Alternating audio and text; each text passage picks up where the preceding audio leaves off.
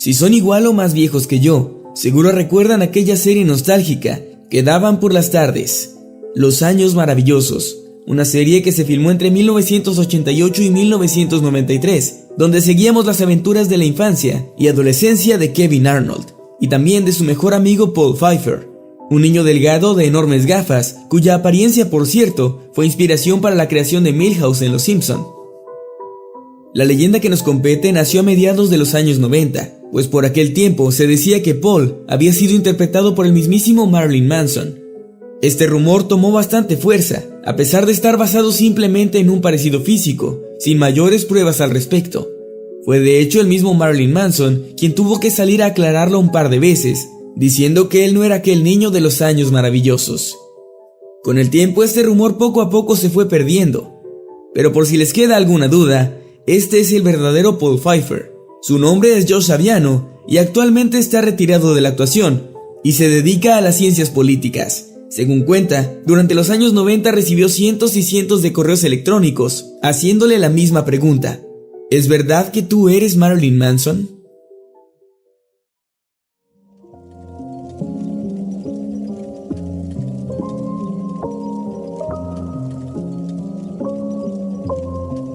María de los Ángeles Félix Güereña, mejor conocida como María Félix, la Doña, es considerada gracias a su talento, belleza, carácter y forma de ser, como uno de los íconos más grandes del cine y la televisión mexicana. Sin embargo, también existe otra versión de las causas de su éxito y belleza: la brujería y el satanismo. Y es que, como suele ser común, toda persona o producto que llega a tener un éxito arrasador está en la mira de los rumores y de una sociedad ultraconservadora, como lo era el México de esa época. Alguien con la fama y la forma de pensar que la Doña tenía no podía ser otra cosa que satánica y todo lo relacionado con el ocultismo. Y aunque es cierto que María Félix tenía cierta fascinación o gusto hacia este tipo de cosas, lo que se podía notar en los adornos de su casa, entre los que se rumoraba, había una pintura en la que era representada ella, pero con el cuerpo del diablo, y en sus joyas y alhajas nunca hubo nada que pudiera comprobar que ella practicara realmente el ocultismo. Sin embargo, cuando la poetisa y actriz Rebeca Uribe perdió la vida, las acusaciones contra María Félix y su amiga, la socialité Mary Ellen Rothschild, comenzaron, pues aunque los reportes informaron una sobredosis, mucha gente empezó a especular y a esparcir el rumor de que las amigas, quienes tenían fama de practicar juntas la brujería, habían realizado un ritual donde le habían quitado la vida a Uribe, ofreciéndola como un sacrificio a Satanás para mantener así su fama y su belleza por siempre.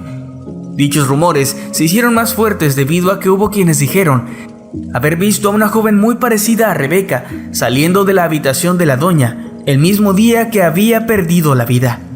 Además del hecho de que en los meses posteriores la fama de María Félix comenzó a aumentar de manera estrepitosa, llegando a escenarios y a círculos internacionales. También se comenzaron a formar rumores en los que se aseguraba que la actriz tenía una relación de incesto con su hermano Pablo, quien se decía era en realidad el padre de Enrique, su único hijo. De igual manera, dichas declaraciones nunca fueron confirmadas de ninguna forma. Aunado a todo esto, también se comenzó a decir que María acostumbraba a comer carne y beber sangre humana, esto con el propósito de mantener su belleza física. Dicho rumor surgió después de que en una entrevista ella mencionara que en un viaje a Marruecos probó carne humana y que le gustó su sabor. Al parecer esto, junto a las leyendas que ya sonaban alrededor de ella, fueron suficientes para que la sociedad asumiera sus prácticas caníbales. Sin embargo, todo cobró fuerza cuando la también actriz y cantante Lucía Méndez aseguró en una entrevista con la periodista Adela Micha que la Doña le había ofrecido en una ocasión carne humana para almorzar. El carácter de María Félix, así como el hecho de que nunca dio respuestas concretas cuando se le cuestionaba sobre estos dichos, hicieron que todos los rumores se convirtieran en algo que todo el mundo asumió como un secreto a voces, que según quienes lo creían, se vino a confirmar cuando ella murió, pues la fecha de su fallecimiento, el 8 de abril, coincidía con la fecha en que nació, siendo esto una prueba de que había hecho un pacto con el diablo, pues esta coincidencia significaba el cierre exacto de un ciclo. Ella, al parecer, habría vendido su alma para vivir exactamente una cantidad de años, tiempo que al cumplirse culminaría con su muerte. El último detalle que vino aparentemente a confirmar toda esta leyenda ocurrió cuando exhumaron su cadáver meses después, pues este seguía intacto, como si la muerte no hubiera hecho ningún estrago en María Félix.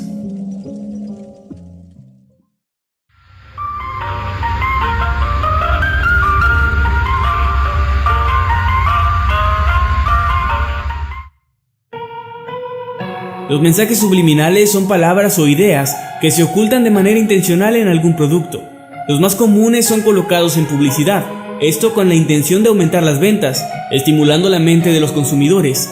Por ello es que la gran mayoría de los mensajes subliminales son de índole sexual, y Disney no ha estado exento de acusaciones referentes al uso de este tipo de mensajes dentro de sus propias producciones. La más famosa tal vez es la de Bernardo y Bianca, una inocente historia de dos ratones que sin embargo oculta un oscuro secreto, y es que en uno de los fotogramas de esta película es posible ver por solo un momento a una mujer desnuda. En copias más recientes, este fragmento de la película se ha suprimido, pero aún existen copias originales en VHS que siguen mostrándolo con claridad. El caso de Bernardo y Bianca es solo un ejemplo, pues casi todas las películas de Disney tienen uno o más mensajes subliminales, al menos eso es lo que dice la gente. Pues películas tan famosas como El Rey León o La Sirenita han sido acusadas por padres sumamente molestos de incluir miembros fálicos o simplemente la palabra sexo de una manera deliberada. Disney siempre se ha escudado diciendo que se trata de simples coincidencias, malos entendidos, o en el caso de Bernardo y Bianca, de la broma de mal gusto de un animador, el cual se dice fue inmediatamente despedido. Sean malos entendidos o no, las imágenes están ahí, y aunque hasta la fecha no se ha podido demostrar al 100% que los mensajes subliminales realmente son detectados por nuestro cerebro, el daño a la imagen de Disney ya está hecho, y será muy difícil para la empresa del ratón el borrar esa oscura mancha en su historial.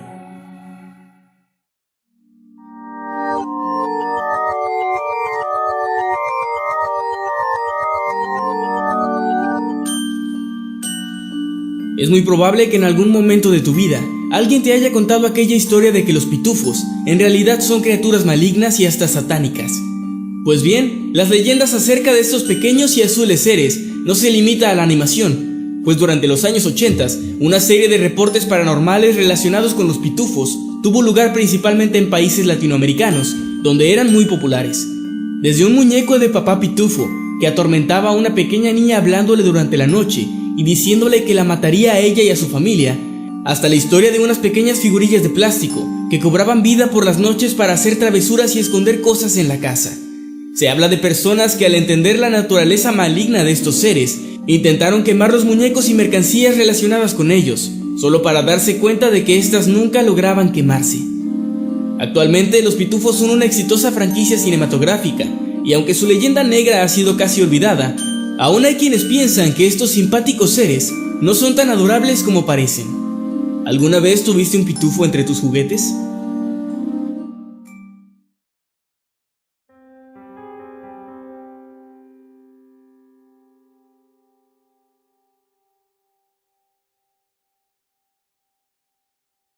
Es muy probable que tus abuelos te hayan contado alguna vez una historia sobre estos seres elementales. Se dice que son pequeñas criaturas, no más altas que la altura de la rodilla de un ser humano promedio. Eran los encargados de cuidar de la naturaleza, y aunque en general se les considera como seres bondadosos, estos tienden a ser traviesos y a hacer maldades. Y es por eso que en las culturas prehispánicas existían rituales de protección en contra de estos seres. Los aluches, sin embargo, a menudo eran invocados para cuidar de las cosechas, y aún hoy, algunas personas siguen pidiendo su protección y ayuda, dedicándoles altares. A pesar de tratarse de culturas completamente distintas, y de no haber estado en contacto sino hasta hace unos cuantos cientos de años, es bastante impresionante la similitud que tienen estos seres prehispánicos con los famosos duendes europeos.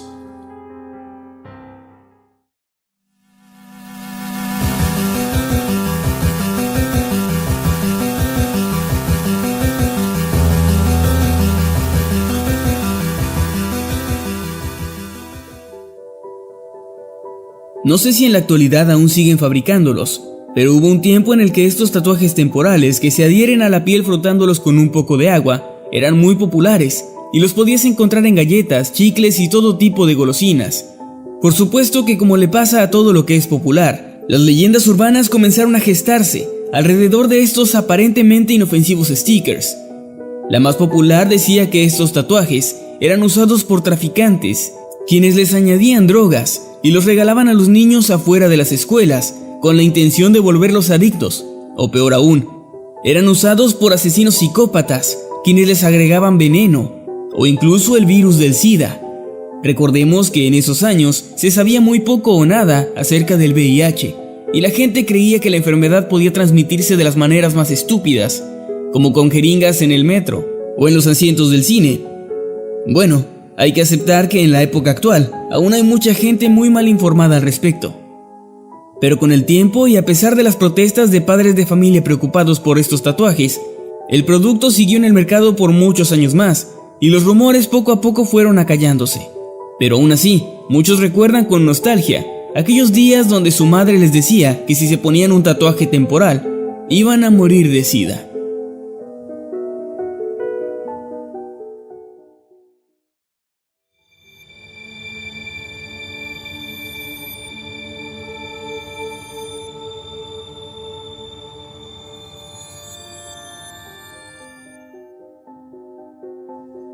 Las predicciones del fin del mundo no son algo nuevo. Durante milenios la humanidad se ha obsesionado por predecir su propia muerte. Tan solo en la última década se han presentado más de 20 nuevas profecías sobre cómo y cuándo va a terminar el mundo. Pero fue a finales de los 90s cuando un apocalipsis tecnológico no parecía una idea tan descabellada. Existían teorías acerca de lo que el cambio de milenio podría hacerle a las computadoras, ya que la mayoría de estas no estaban programadas para mostrar fechas más allá de las que comenzaban con 1-9. Los temores iniciales eran los bugs. Se pensaba que los equipos podrían apagarse o simplemente quedarse congelados. Algo parecido a lo que pasa con algunos videojuegos que tienen errores de programación graves. Los rumores y las suposiciones fueron creciendo, tanto que la gente comenzó a entrar en pánico. Imaginaban fallos en las torres de control aéreo, aviones cayendo en picada, caída de las líneas telefónicas y negocios enteros en ruina, básicamente un apocalipsis informático completo. Afortunadamente llegó el día 1 de enero del año 2000 y fuera de unos cuantos equipos con fallos en las fechas, no ocurrió nada grave. Aún así tengan por seguro que la humanidad seguirá entrando en pánico cada cierto tiempo, pues de vez en cuando aparece una nueva fecha actualizada 100% real, no fake, en la que el mundo supuestamente se va a acabar.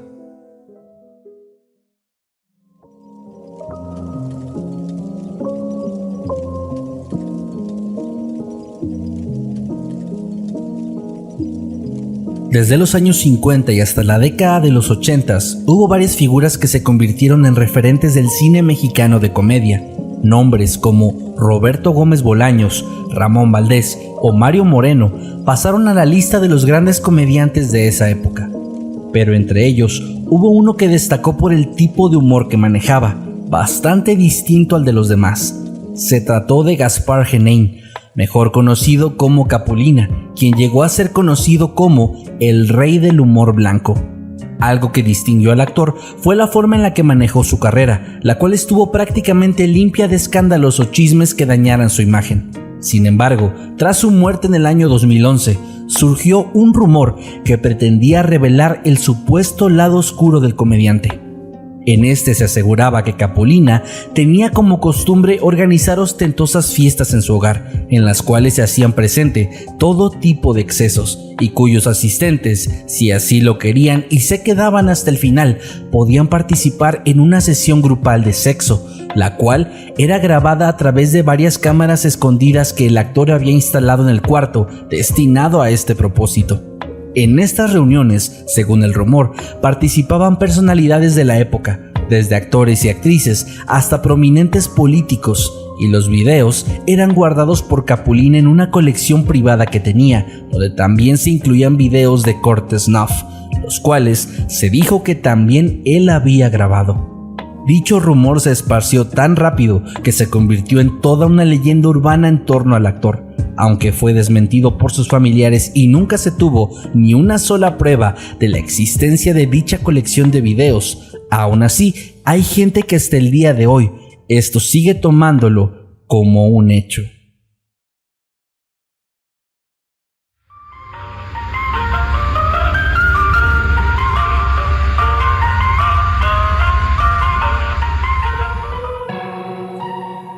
Esta es una leyenda muy breve y estoy muy seguro de que la has escuchado antes. Walt Disney era un hombre muy extraño y eso no es secreto para nadie. Su vida estuvo llena de misterios así como su muerte. Se dice que ya en el final de su vida y bastante enfermo, Walt Disney ordenó que lo congelaran utilizando nitrógeno líquido y que conservaran su cuerpo resguardándolo con las más estrictas normas de seguridad. Esto con la intención de ser descongelado, una vez que la ciencia encontrase la manera de hacerlo, y así al mismo tiempo curar todas las enfermedades que padecía. No se sabe con exactitud cómo o cuándo nació esta leyenda, pero se cree que fue debido a la poca información que los medios dieron al público acerca de la muerte de Walt Disney, así como de su posterior funeral y entierro, dando pie a las más extrañas especulaciones.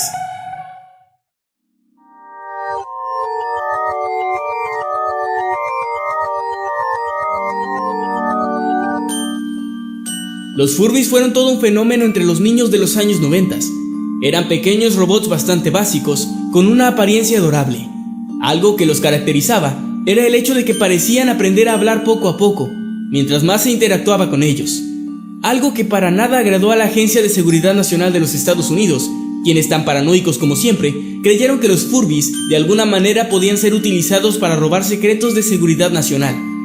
Esto debido a la creencia de que los muñecos contaban con grabadores de voz y probablemente de video. Por ello, a finales de los 90, la Agencia de Seguridad Nacional estadounidense prohibió a los Furbies de sus instalaciones por temor a ser espiados secretamente. Ante ello, la población general entró en pánico, pues si una agencia tan importante no quería estos adorables muñequitos en sus instalaciones, entonces mucho menos deberían estar en la privacidad de los hogares estadounidenses. A raíz de esto, una gran cantidad de Furbies fueron devueltos a las tiendas, otros tirados a la basura o incluso hasta quemados.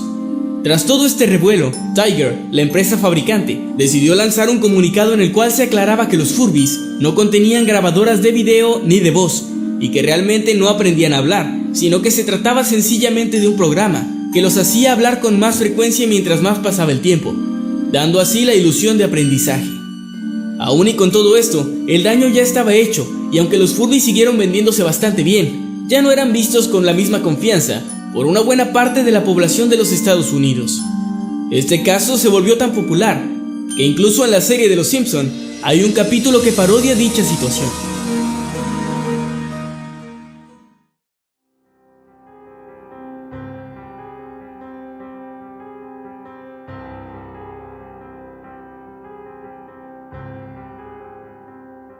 Se dice que Cihuacóatl, también llamada Tonantzin o Nuestra Madre, podría ser el origen prehispánico de la leyenda más emblemática de México y Latinoamérica.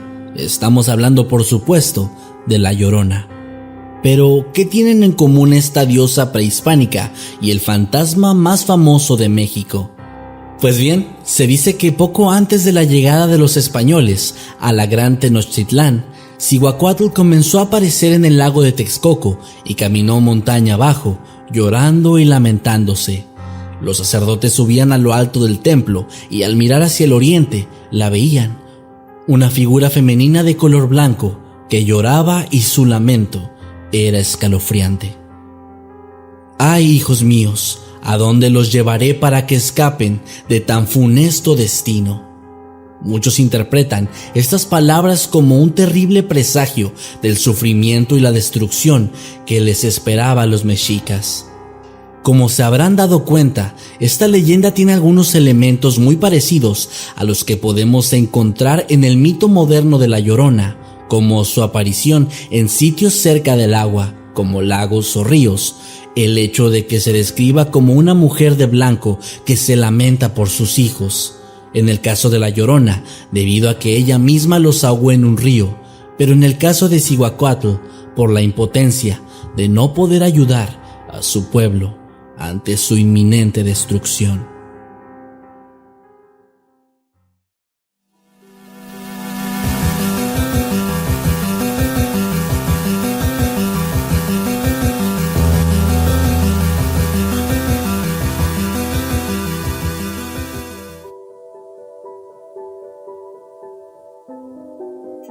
Esta debe ser ya la tercera o cuarta vez que menciono a los pitufos en un video, y es que parece que la gente de antaño tenía una fijación bastante oscura con estos duendecillos azules. Las leyendas eran muchas y muy variadas. Los pitufos representan al Ku Klux Klan. Los pitufos son una secta satánica y Papá Pitufo es el diablo. Los pitufos principales son la representación de los pecados capitales, algo que aún se sigue diciendo de algunas caricaturas modernas. Y mi favorita de todas, los pitufos representan a los nazis y Gargamel al pueblo judío. Pero la cosa no termina ahí, pues en los 80s los muñecos y demás mercancía de los pitufos estaban en pleno auge, y millones de hogares en el mundo contaban con al menos uno de estos productos.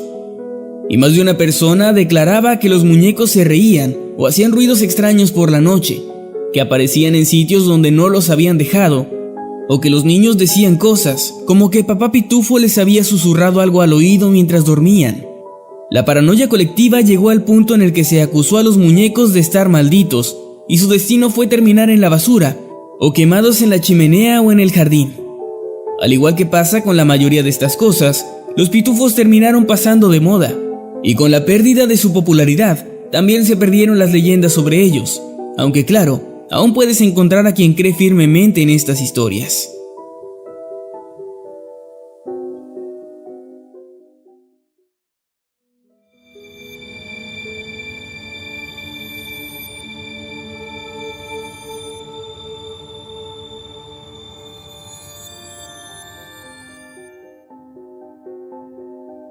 Pasa algo muy curioso con el chupacabras, pues se trata de una leyenda que a su vez está rodeada de rumores acerca de su origen. Algunos hablan de una conspiración por parte del gobierno mexicano, a través de la cual el expresidente Carlos Salinas de Gortari pretendería desviar la atención del público. Lo que pocos saben es que la primera vez que se habló sobre esta misteriosa criatura no fue en México, sino en Puerto Rico, donde a principios de los años 90, varios ganaderos reportaron la muerte en extrañas circunstancias de sus animales, quienes aparecían con marcas circulares en el cuello y sin una gota de sangre.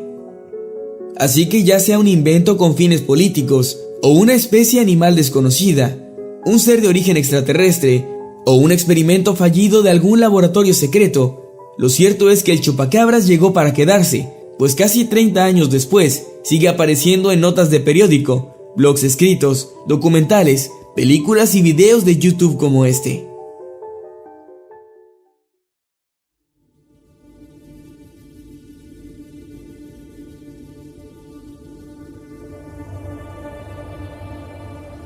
El 19 de septiembre de 1985, México se despertó con una trágica y desconcertante noticia.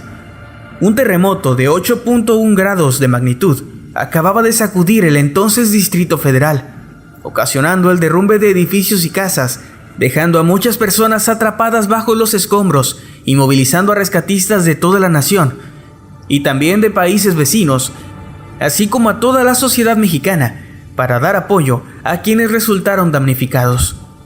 Los reportes del Servicio Sismológico Nacional contabilizaron alrededor de 40,000 víctimas, reportes que fueron censurados cuando el desastre tuvo lugar y fueron revelados hasta años después.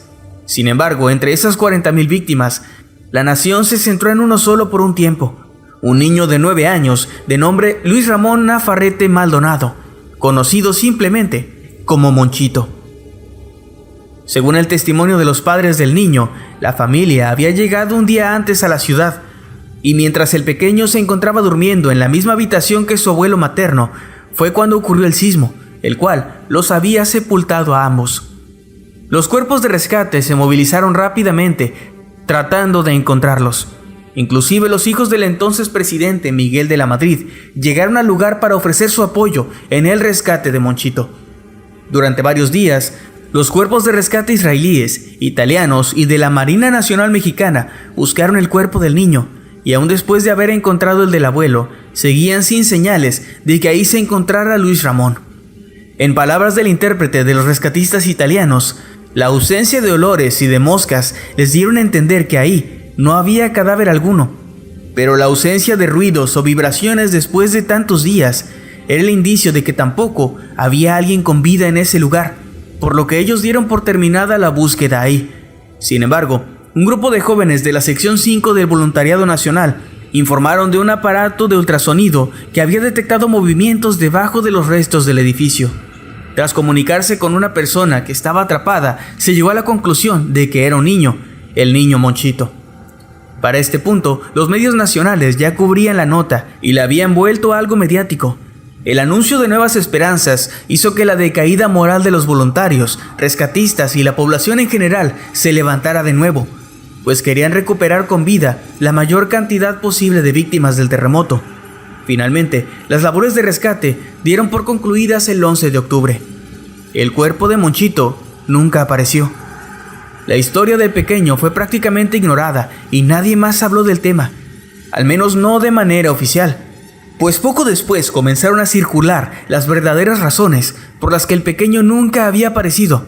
Las más imaginativas aseguraban que se trataba de un fantasma, pero las que tomaron mayor fuerza fueron dos.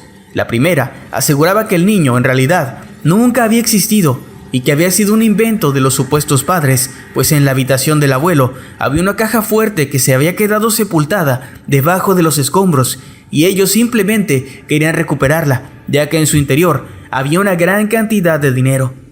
La segunda teoría también aseguraba que el niño había sido un invento, pero en este caso del gobierno mexicano, quienes les pagaron a los supuestos padres a cambio de escenificar una mentira, pues querían desviar la atención de su poca aptitud para tratar con un desastre de este tipo, así como las malas prácticas y la corrupción que propiciaron las altas cifras de fallecidos por el sismo, básicamente lo que conocemos hasta ahora como una cortina de humo.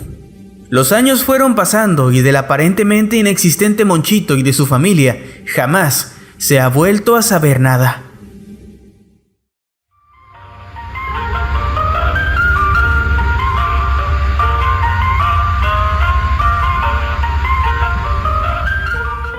Más que una leyenda urbana, esta es una creepypasta.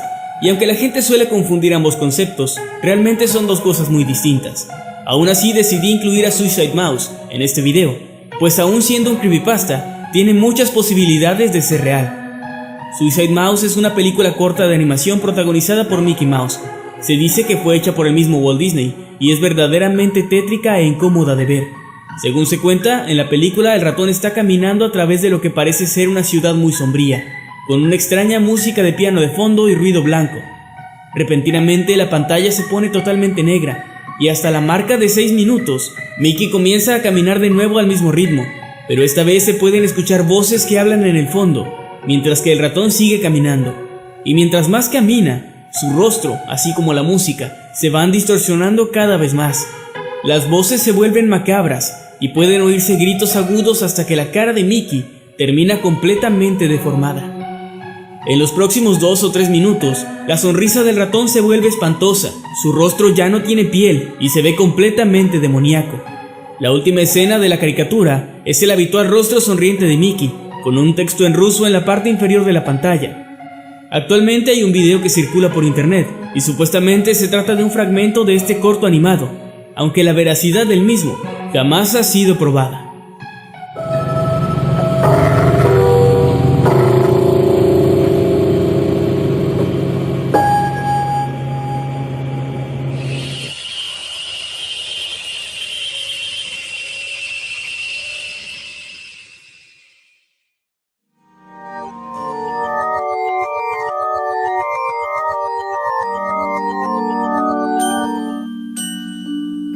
Esto ocurrió en el año 2008, también en Estados Unidos.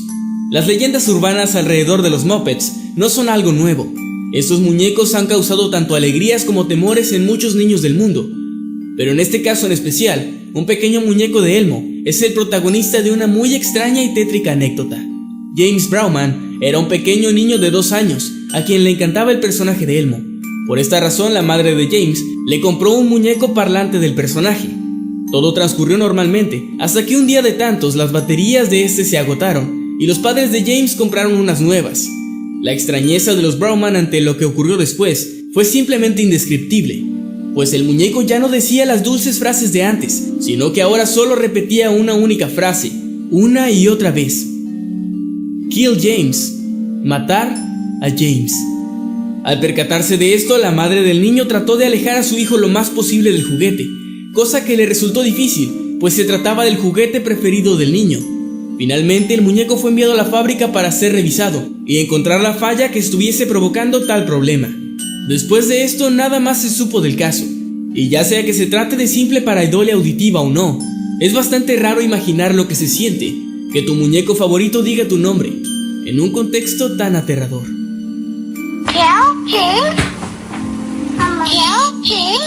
That's right. The Elmo doll is saying, "Kill James."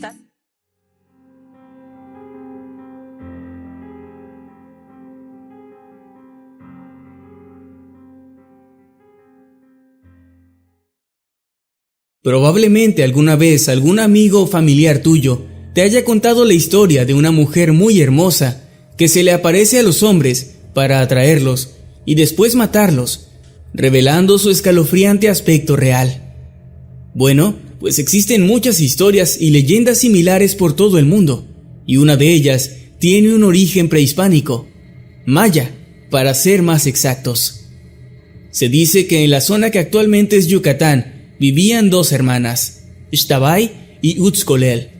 Ixtabay no tenía muy buena fama, pues era considerada indecente, ya que se decía que tenía muchos amantes y era sexualmente libre.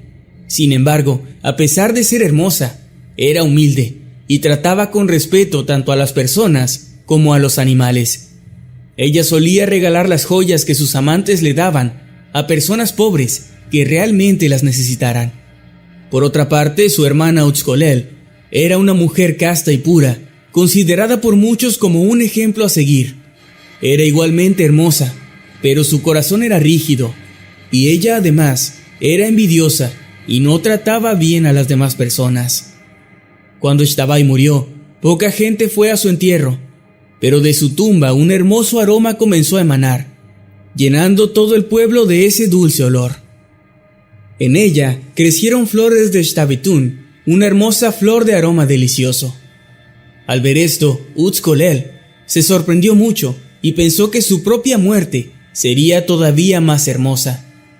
Sin embargo, cuando ella murió, a pesar de que en su funeral todo el pueblo estuvo presente, un asqueroso hedor los cubrió a todos, y de su tumba nacieron flores de Tzacam, unas flores malolientes que crecen entre las espinas de un cactus, y que al igual que Utzcolel, su único don es ser bonitas. Utzcolel, furiosa en el más allá y envidiando a su hermana, decidió entregarse a los espíritus malignos a cambio de volver a nuestro mundo, tomando la forma de su hermana Ixtabay. Y hasta ahora, esa mujer se aparece debajo de las ceibas, con un rostro bello y peinando su hermoso cabello, atrayendo hombres borrachos y mujeriegos, a quienes luego castiga y mata. En la actualidad, muchos son los testimonios de hombres de Yucatán que juran haber tenido un encuentro con esta demoníaca mujer, quien después de varios siglos no ha logrado descansar en paz.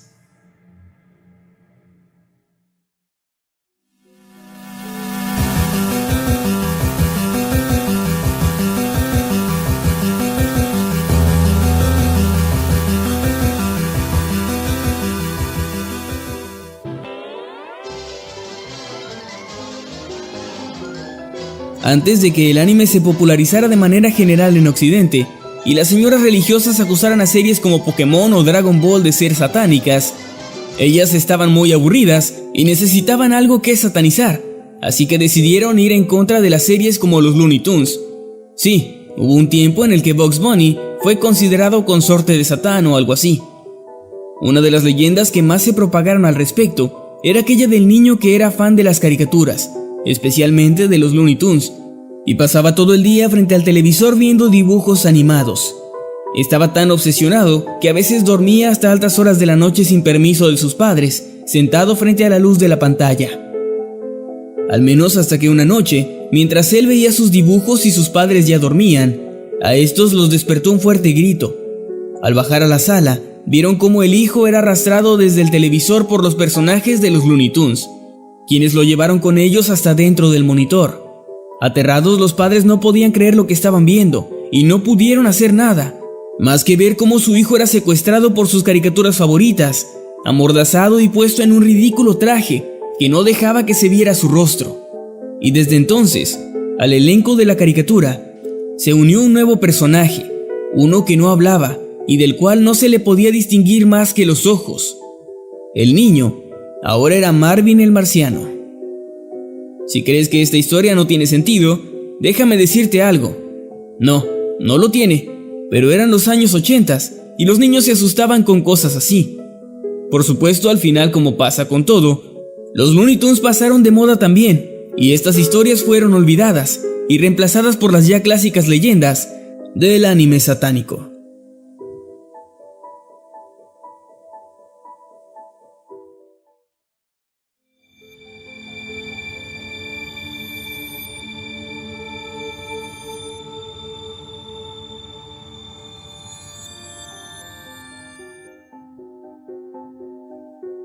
Esta es una leyenda que muchos de ustedes ya deben conocer.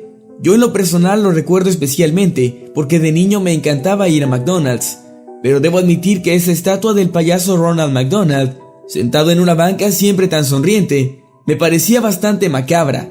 Y sé que yo no era el único, pues muchas veces vi a padres tratando de tomarle foto a sus hijos junto a dicho payaso, mientras los niños solo lloraban de terror, intentando alejarse lo más posible de él. Las leyendas alrededor de este payaso eran muy variadas. Algunos decían que por la noche lo veían levantarse y pasear por toda la tienda. También se decía que en las fotografías aparecía a veces con diferentes expresiones y que los empleados solían escuchar pasos o risas cuando estaban a punto de cerrar. Lo cierto es que hubo un momento en el que se decidió retirar la mayoría de estos payasos de las sucursales de McDonald's, probablemente debido a estos mismos rumores y al afán de la empresa por mantener una buena imagen. Pero lejos de acallar con esto las leyendas, el retiro de las estatuas de Ronald McDonald generó aún más rumores. Recuerdo haber visto incluso en la televisión esta noticia. 2 individuos iban a tomarse una foto en la noche junto a Ronald McDonald. Uno de ellos se sentó junto al payaso en la banca, mientras el otro supuestamente tomaría la foto. El individuo sentado al lado del payaso de plástico dijo: «Estoy muy cansado». Y en ese instante el payaso giró la cabeza y le respondió: «Yo también». El payaso de plástico bajó su pierna y su brazo de la banca, y el individuo que estaba sentado a su lado sufrió un infarto y falleció en el lugar, mientras que el que tomaba la foto relató lo sucedido y después cayó en estado de coma. Las autoridades decidieron investigar el caso, y al revisar la cámara de seguridad, se llevaron la gran sorpresa de que, en efecto, el payaso se había movido. Esta leyenda tiene muchas versiones y seguramente conoces alguna diferente. También, según quien la cuente, se dice que ocurrió en 1000 lugares distintos, pues algunos aseguran que ocurrió en México, otros que en Argentina, en Chile, en Perú, en Ecuador y en todos los países de Latinoamérica. ¿Qué versión conoces tú?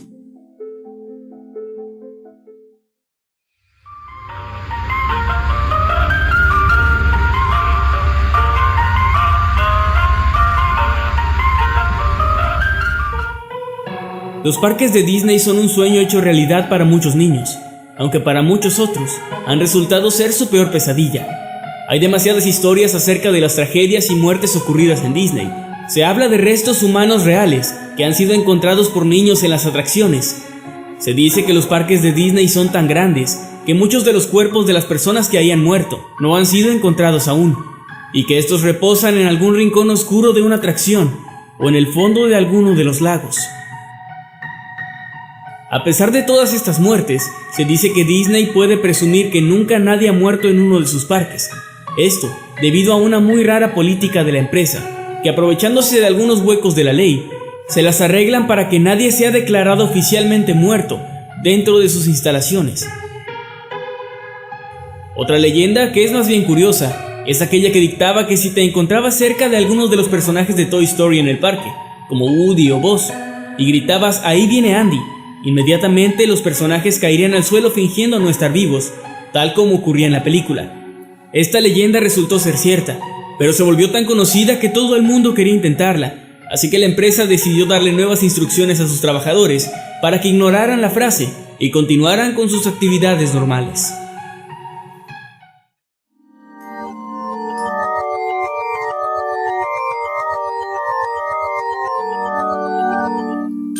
Las historias de estos dos muñecos son tan conocidas que decidí englobarlas en un solo puesto de la lista. Annabelle, por su parte, es una muñeca supuestamente maldita. De ella se cuenta que llegó a manos de una estudiante universitaria como regalo por parte de su madre, y que poco tiempo después muchas cosas extrañas comenzaron a ocurrir en el pequeño departamento que la chica compartía con una amiga. Desesperadas por encontrar respuestas, las chicas acudieron a una medium, quien les dijo que la muñeca estaba siendo poseída por el espíritu de una pequeña niña llamada Annabelle, y que ella solo quería jugar con ellas. Esta historia conmovió tanto a las chicas que ellas comenzaron a tratar a la muñeca como una persona más, un grave error del cual se percatarían tan solo unos días después, cuando la actividad paranormal en su departamento aumentó considerablemente, llegando a recibir incluso heridas físicas atribuidas a la muñeca.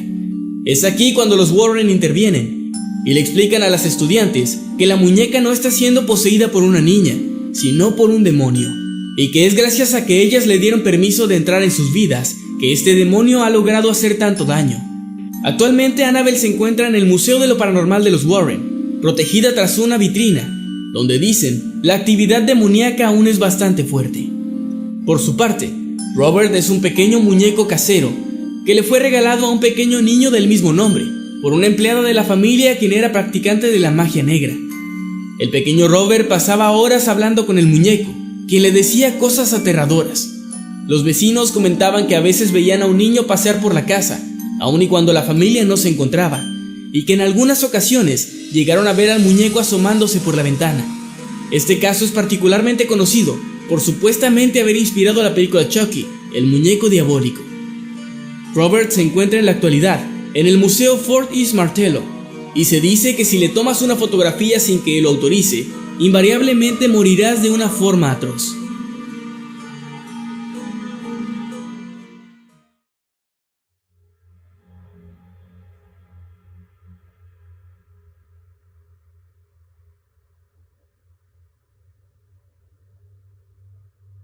El nombre de este ser viene del náhuatl y significa cara rota. Este nombre se debe a que es descrito como un hombre delgado que no tiene mandíbula y por tanto su lengua cuelga del cuello. También se dice que tiene patas de águila y que se apoya en un bastón para caminar. De acuerdo con la mitología nahua, Ixpuxtequi era una de las 4 deidades de la muerte. Era la deidad del destino y la suerte, y además era esposo de la diosa del miedo y el terror.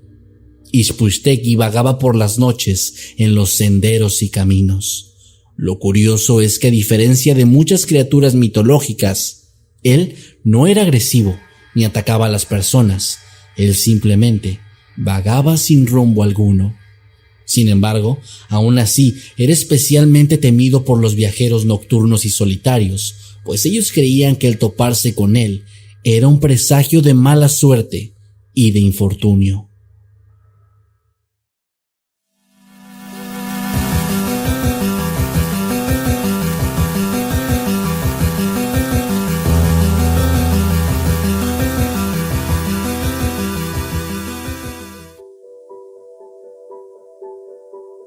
Si me pusiera a hablar sobre todas las leyendas urbanas que existen sobre videojuegos y que nacieron en los 80s, no terminaría nunca. Así que solo hablaré de 2, que a mi parecer son las más emblemáticas de esta época. La primera es Polybius, un supuesto videojuego cuyas máquinas comenzaron a aparecer misteriosamente en los arcades de todo Estados Unidos. Esto a principios de los 80s. Se trataba de un juego de naves al estilo de Galaga, pero con una particular vista frontal que era casi hipnótica. Se dice que el juego era muy avanzado para su tiempo y que tuvo mucho éxito. La gente se agolpaba alrededor de las máquinas para esperar su turno y jugar un rato. Pero con el tiempo, los jugadores comenzaron a notar que pasaban cosas extrañas. Al parecer, el videojuego les causaba terribles dolores de cabeza, pesadillas, así como malestar general y una gran adicción al mismo. Se dice que a veces 2 hombres misteriosos vestidos de traje negro iban a recoger el dinero de las máquinas y también las revisaban y las programaban. En una ocasión, por error, estos hombres dejaron el menú de programación abierto y entre las configuraciones visibles había opciones como terrores nocturnos, sonambulismo e insomnio. Poco después de esto y tan misteriosamente como habían aparecido, las máquinas de Polybius fueron retiradas y nunca más se volvió a ver algún ejemplar. Este supuesto videojuego, al parecer, se trataría de una herramienta de control mental que estaba siendo probada por el gobierno estadounidense, la cual contaba con mensajes subliminales tanto visuales como auditivos. Por supuesto que la existencia de Polybius no ha podido ser comprobada, y todas las fotografías y supuestas pruebas que circulan por internet son solo montajes y simulaciones de cómo podría haber sido este videojuego. Por otra parte está la historia de E.T.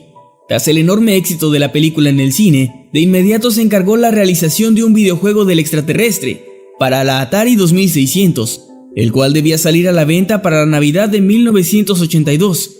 La confianza que tenía Atari respecto al proyecto era tanta que no se preocuparon mucho por el contenido, pues creían que el juego se vendería perfectamente bien por el simple hecho de llamarse E.T. Sin embargo, la programación apresurada y la poca planificación derivaron en uno de los peores videojuegos de la historia. E.T. para Atari era desastroso y tenía un sinfín de errores de programación que lo volvían simplemente imposible de jugar. Se habían fabricado unas 4 millones de copias, de las cuales no se vendió ni la mitad. La leyenda dice, o decía, que Atari había decidido enterrar los cartuchos sobrantes en algún lugar del desierto de Nuevo México, debido a que era mucho más barato hacer esto que pagar por su almacenaje. Durante mucho tiempo, esta leyenda circuló de boca en boca y se propagó aún más con la llegada de Internet. Lo sorprendente es que al final esta historia resultó ser cierta, pues en el año 2014 se realizó un documental llamado Atari Game Over, el cual fue financiado por Xbox. En este se orquestó una búsqueda, la cual concluyó con el hallazgo de cientos de copias del juego, que realmente estaban enterradas en Nuevo México, revelando así la veracidad de tan peculiar leyenda.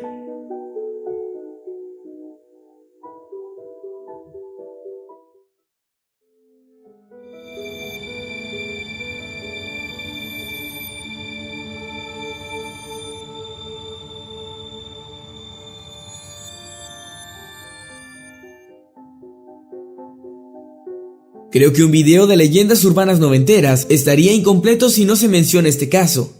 En los años 90 el anime estaba tomando mucha fuerza en los países de habla hispana, y fue con series como Dragon Ball, Pokémon o Los Caballeros del Zodiaco que muchos conocimos la animación japonesa. Pero con el éxito siempre llegan los rumores y, por supuesto, las leyendas urbanas. Como varias veces he tocado el tema, trataré de ser conciso. Tal vez el caso más conocido sea aquel del episodio de Pokémon, que habría sido prohibido por causar la muerte a cientos de niños en Japón.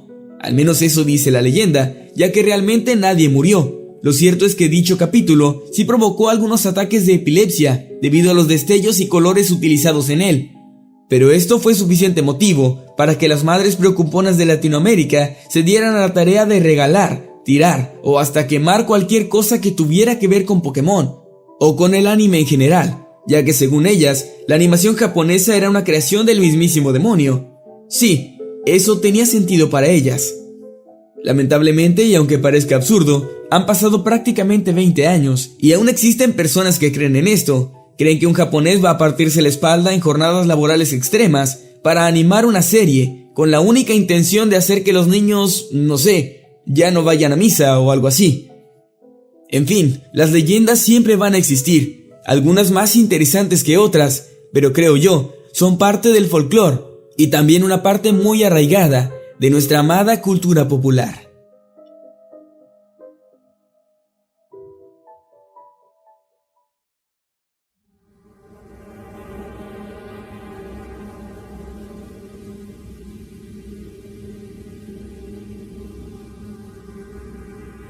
El 30 de septiembre de 1900 nació en la ciudad de Pénjamo, en Guanajuato, México, el actor, director, cantautor, compositor, comediante y guionista de la época de oro del cine mexicano, Joaquín Pardavé.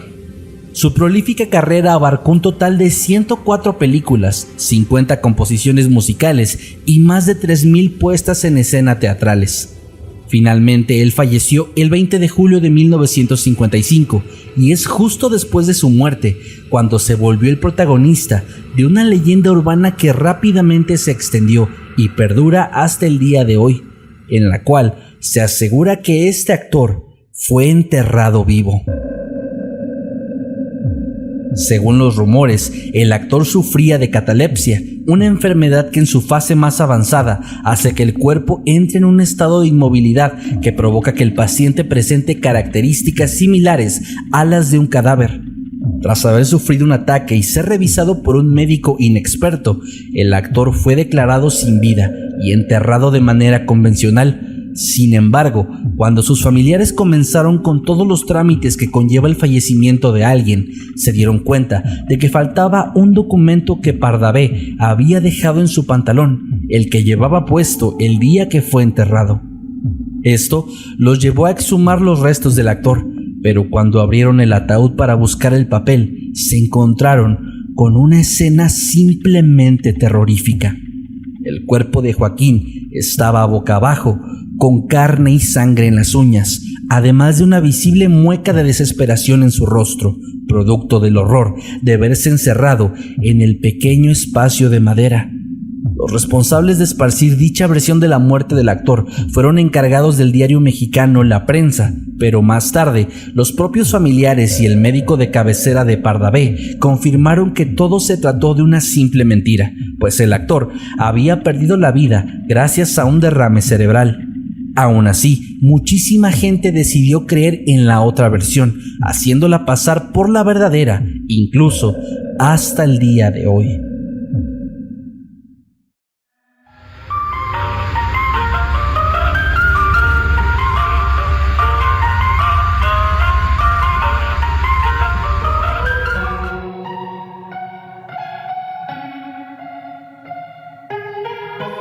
Esta es tal vez la leyenda urbana más oscura acerca de Disney, y no por ser la más descabellada o paranormal, sino por todo lo contrario. Y es que a diferencia de las otras leyendas, esta es terriblemente posible y tristemente se ha vuelto realidad en más de una ocasión. Donde hay una gran concentración de niños, siempre hay una gran concentración de depredadores sexuales. Eso es algo que no es fácil de aceptar, pero es una gran verdad. Y Disney, si es que tiene conocimiento al respecto, se ha encargado de ocultar muy bien este tipo de escándalos, pues para la empresa no es nada conveniente que este tipo de cosas se sepan. Se dice que en las enormes instalaciones de Disney se han dado casos de rapto y abuso sexual a menores, ya sea por parte de desconocidos que pagan una entrada simplemente para estar cerca de los niños, así como por parte de empleados pervertidos, que aprovechándose de su puesto y de la confianza que los niños depositan en ellos, se encargan de saciar sus más oscuros y enfermizos deseos a costa de los menores. Tan solo en los últimos 5 años se han dado más de una docena de denuncias de abuso infantil dentro de algún parque temático de Disney. Se dice que en realidad son muchos más, pero como siempre, la gran mayoría de estos delitos terminan impunes y nunca son denunciados. Esto para nada quiere decir que debas evitar a toda costa ir a alguno de estos parques o llevar a tus hijos. Sería muy tonto decir eso, pues este tipo de peligro está latente en todas partes y en todo momento. Simplemente se trata de tener responsabilidad. Y si eres un padre de familia que lleva a sus hijos de vacaciones a Disney, debes tener mucho cuidado con ellos y debes orientarlos muy bien para que este tipo de cosas no ocurran y para que esas vacaciones de ensueño no se conviertan en una pesadilla.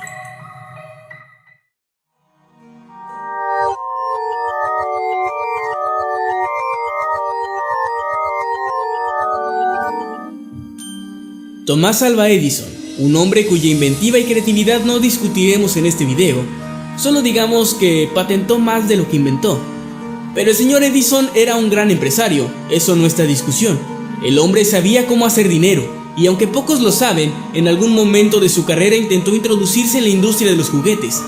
Edison pretendía vender las primeras muñecas parlantes de la historia, y así lo hizo, mandando fabricar unas muñecas de porcelana, las cuales tendrían cilindros de cera, con grabaciones de voz bastante precarias en su interior, las cuales podrían ser escuchadas e intercambiadas por las niñas. Pero los cilindros de cera eran una tecnología aún muy primitiva en aquella época, y la calidad del audio era más que terrible. Lo que hizo que cuando una niña quería escuchar a su muñeca hablar o cantar, lo que escuchaba eran más bien sonidos terribles, sonidos aterradores que parecían salir del mismísimo infierno, cantos distorsionados y sollozos dignos de la más oscura película de terror. Tal vez parezca que estoy exagerando, pero más adelante verás que no. Está de más decir que las muñecas de Edison fueron un total fracaso, pues le causaron más pesadillas que alegrías a las pocas niñas que tuvieron la desdicha de poseer una de ellas.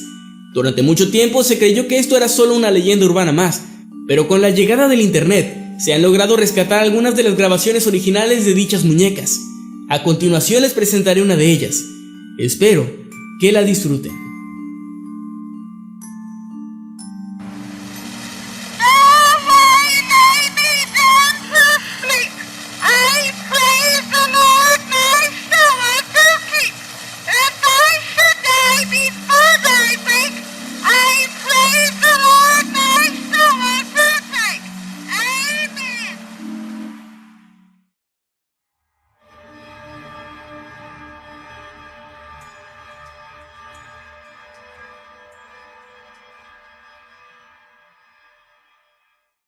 El nombre Nahual viene de Nahuali, que significa oculto, escondido o disfraz.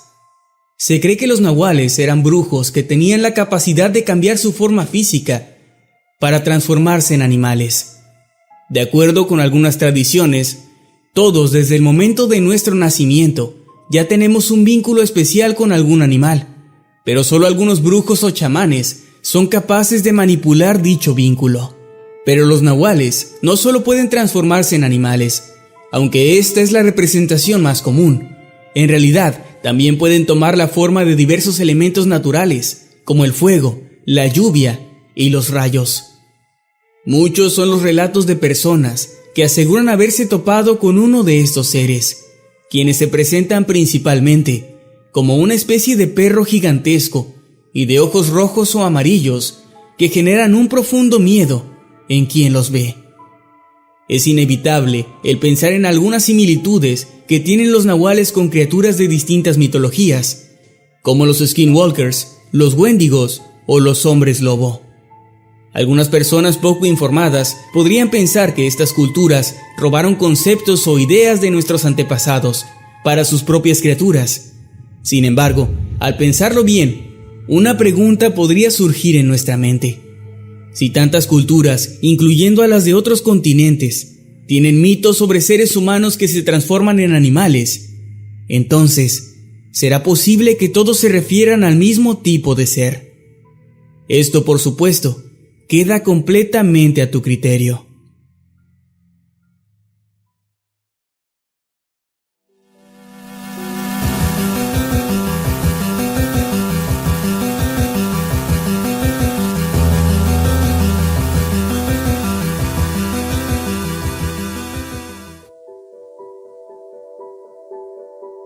Ok, con esto haré un poco de trampa, pues esta no es en sí una leyenda urbana, pero sí es el origen de muchas de ellas. Esta serie de televisión fue un drama médico que se transmitió en la cadena NBC desde 1982 hasta 1989, con un total de 137 episodios. Se trataba de una serie bastante normal, con tramas y subtramas características de este tipo de historias, pero lo que la vuelve realmente especial fue su inesperado final. En el último capítulo de la serie, transmitido en mayo del 88, se nos revelaba que todo lo ocurrido durante sus 6 temporadas no era sino producto de la imaginación de un niño autista, quien lo había imaginado todo mientras observaba una esfera de cristal, la cual en el interior tenía una versión en miniatura del hospital donde todo había ocurrido. Un final extraño y desconcertante al mismo tiempo. ¿Esto le suena a algo? Así es. Todos Supercampeones fue el sueño de Oliver Atom. Todo en Los Simpson es un sueño de Homero, quien está en coma y por eso el tiempo no pasa en Springfield. Los Rugrats son realmente bebés imaginados por Angélica, quien se siente muy sola y deprimida. Y así, hay un largo etcétera, un sinfín de leyendas urbanas basadas en esta serie, más bien, en el final de esta serie. Muchas teorías que abarcan desde películas de Pixar, hasta caricaturas de Nickelodeon, Cartoon Network, Disney y muchas más. Y es por eso que decidí incluir aquí a esta serie, pues aunque no cuente con su propia leyenda urbana, sí ha inspirado a muchas de las teorías y leyendas más famosas sobre series y caricaturas en la actualidad, un regalo más que nos dejaron los enigmáticos años 80.